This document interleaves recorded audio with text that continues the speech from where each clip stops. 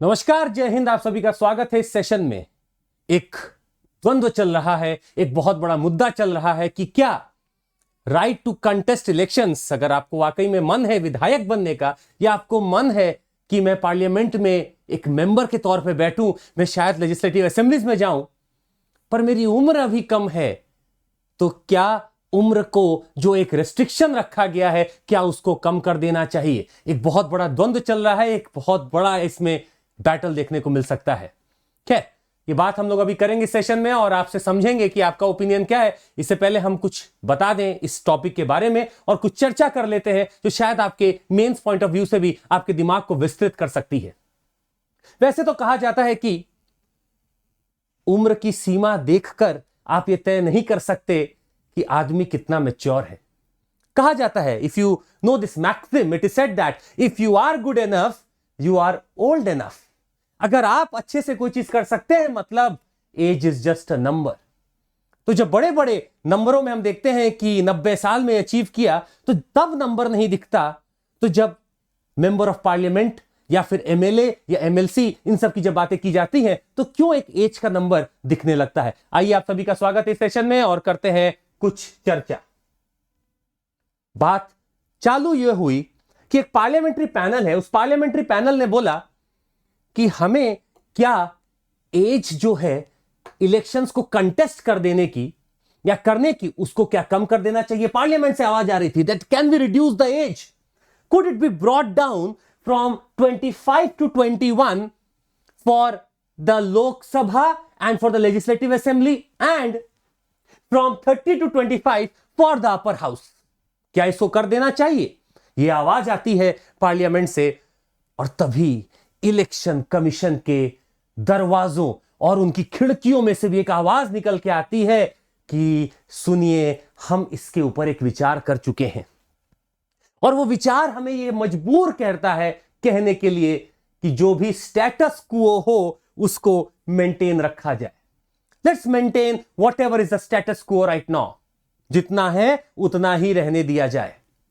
अब स्वाभाविक है, यहां से फिर से आवाज उठेगी कि ऐसा क्यों उतना ही रख लिया जाए, थोड़ा सा बढ़ा देते हैं। फिर से अचानक से हमें पता चलता है, जो हमें पहले नहीं पता था, कि वाकई में इस इलेक्शन कमीशन की अगर आप बात करें, निर्वाचन सदन जो आप देख रहे हैं यहां पे, अगर आप इसकी बात करें या इस आयोग की बात करें, तो इसमें कुछ इतिहासकार भी हैं। हमें पहली बार पता चला। हमें यह पता चला कि ऐसे सजेशंस पहले भी आ चुके हैं। पहले भी कॉन्स्टिट्यूएंट असेंबली को यह बोला जा चुका था किसी जमाने में कि age of contesting the elections to the Lok Sabha, to the Rajya Sabha और may be to the legislative assembly and the council should be reduced और शैल बी रिड्यूस्ड। परंतु हमारे जो इलेक्शन कमीशन का एक कहना है, these are not my words, this is election commission official words, they also say that कि हमारे बीच में इतिहासकार भी हैं। हमें खैर अभी पता चला कि हमारे इलेक्शन कमीशन में कुछ इतिहासकार भी हैं जिनका कहना है कि बाबा साहब ने कहा था, according to EC officials of course, इन्होंने कहा था the only people with some degree of higher qualification and a certain amount of knowledge and practical experience in the affairs of the world and the nation should serve in the legislatures. खैर, इन्होंने साफ तरीके से कोई भी as की बात नहीं की थी, इन्होंने सिर्फ क्वालिफिकेशंस की बात की थी, इन्होंने एक एक्सपीरियंस की बात की थी जो शायद उम्र से कहीं पे भी बंधता नहीं है। खैर, ये इलेक्शन कमीशन का वर्जन था, अभी एक और वर्जन है, हम आपको दिखाना चाहेंगे। वो भी उनका यह भी कहना था, one does not simply walk into the legislature. ये इलेक्शन कमीशन की भाषा है। Election commission of India says that the legislatures have been entrusted with the most crucial and the vital role of laying down the policies. अब ये सब द्वंद्व का शिकार है। आप एक तरफ तो बोलते हैं कि ये जो लेजिस्लेचर है जिसमें लोग प्रवेश करें, ये एक ऐसी जगह है जहां से बड़े बड़े लॉ निकल के आते हैं, नींव रखी जाती है, इसके ऊपर पूरी इमारत खड़ी की जाती है। परंतु ये जो लोग वहां जाते हैं, इनकी उम्र तय आपने कर रखी है। इनका यह कहना था कि चूंकि इतना इंपॉर्टेंट जगह है, let's not allow everyone to come there, and it reiterated it stand कि ऐसा है कि अभी कोई लिमिट आपका मत करिए, ये जैसा है उसको स्टेटस को मेंटेन रहने दीजिए। खैर, हम लोग अभी तक इसको पचा ही रहे थे कि करण चाचा का थोड़ा ज्ञान हमारे अंदर प्रवेश होने का इजाजत मांगने लगा। करण चाचा आपको वैसे तो हम बता दें कि रोज सुबह 8 बजे आपके सामने होगा अनस्टॉपेबल चैनल पे, और इसमें किया जाएगा न्यूज का एनालिसिस बड़े ही अलग तरीके से, आपको मजा आएगा। कल सुबह 8 बजे मिलते हैं आपसे और लगातार मिलते रहेंगे। परंतु करण चाचा का रोल यहां पे देखिएगा कैसा है। इन्होंने बोला कि बच्चों को बताना पड़ेगा that we must learn certain articles. अब इतना बड़ा टेक्स्ट देके तो चाचा भी कहे कि लोग घबरा सकते हैं, पर आपको मुद्दे की बात बता दें, इसको पढ़ने की इतनी जरूरत नहीं है।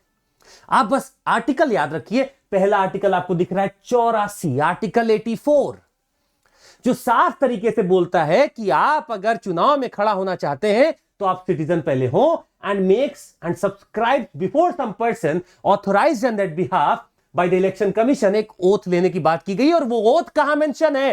3rd शेड्यूल में। वो ओथ कहां मेंशन है? 3rd शेड्यूल में।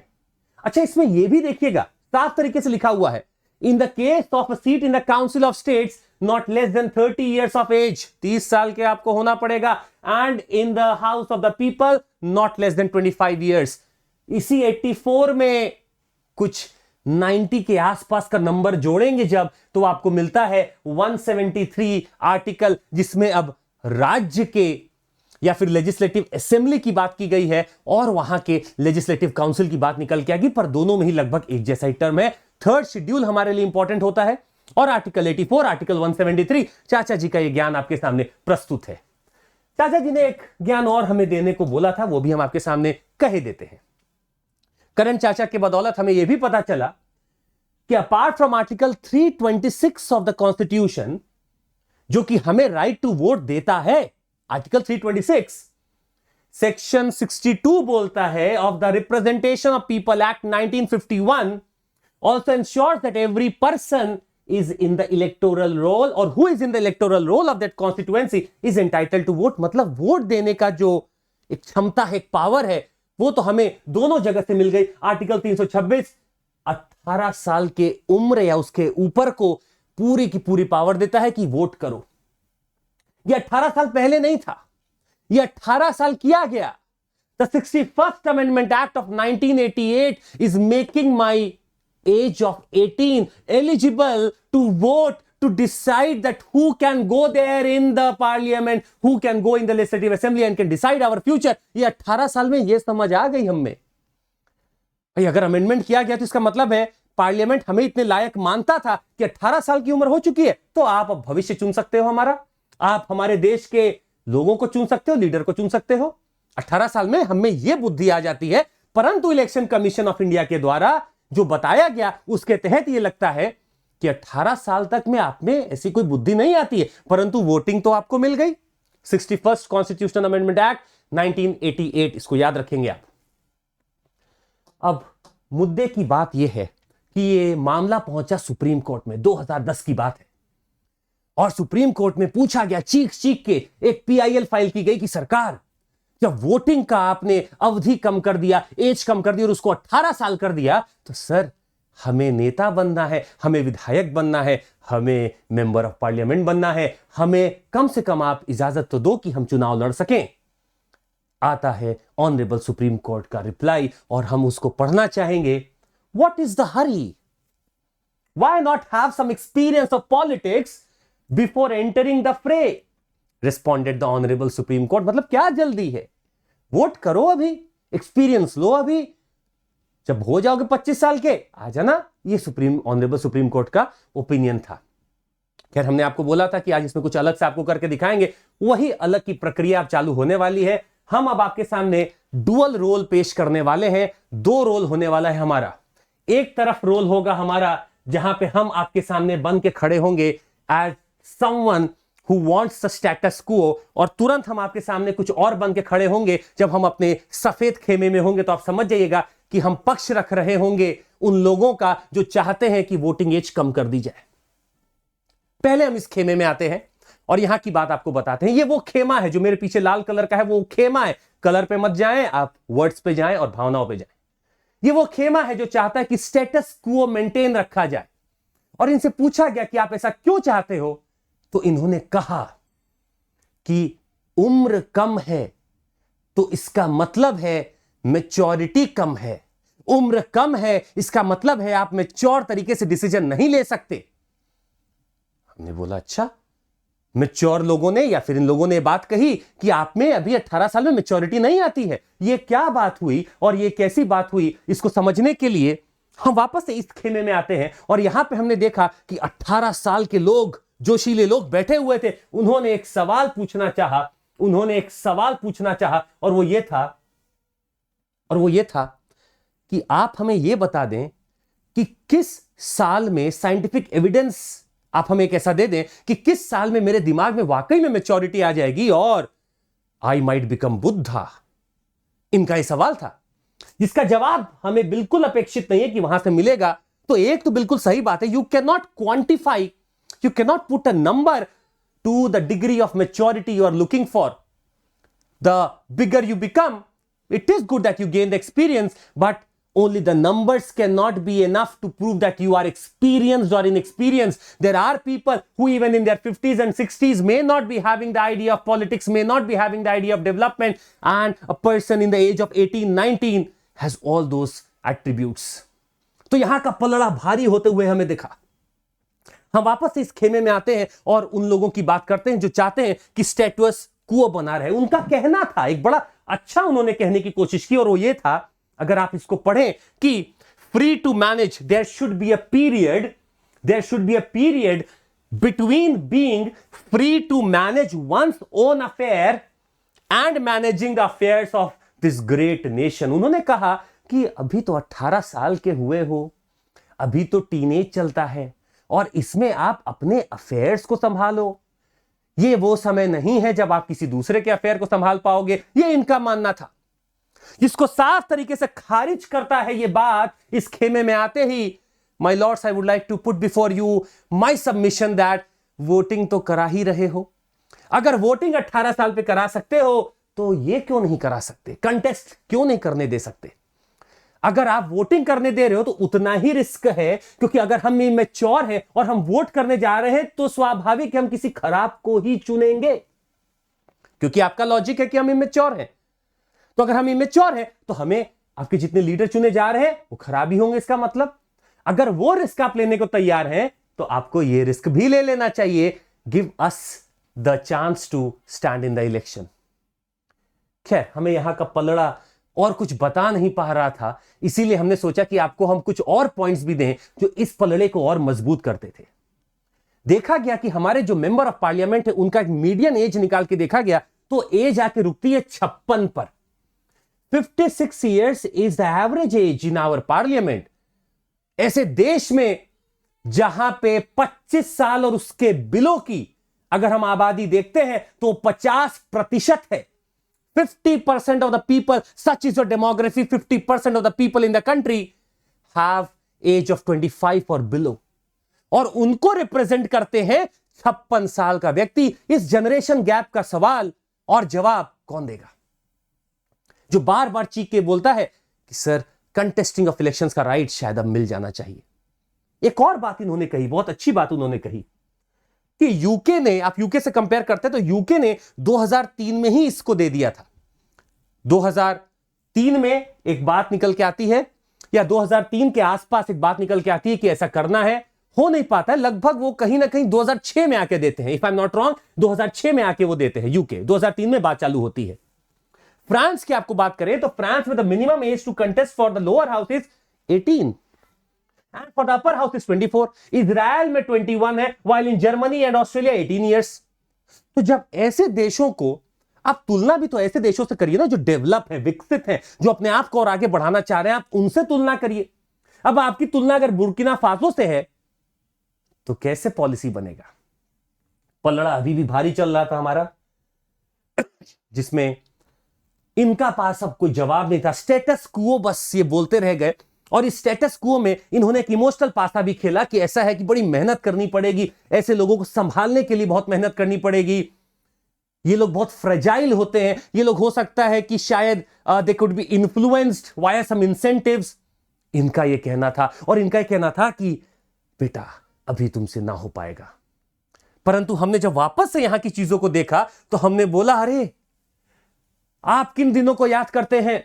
ये जब कॉन्स्टिट्यूएंट असेंबली बन रही थी, माना उस समय ऐसा माहौल था कि लिटरेसी रेट भारत में कम थी।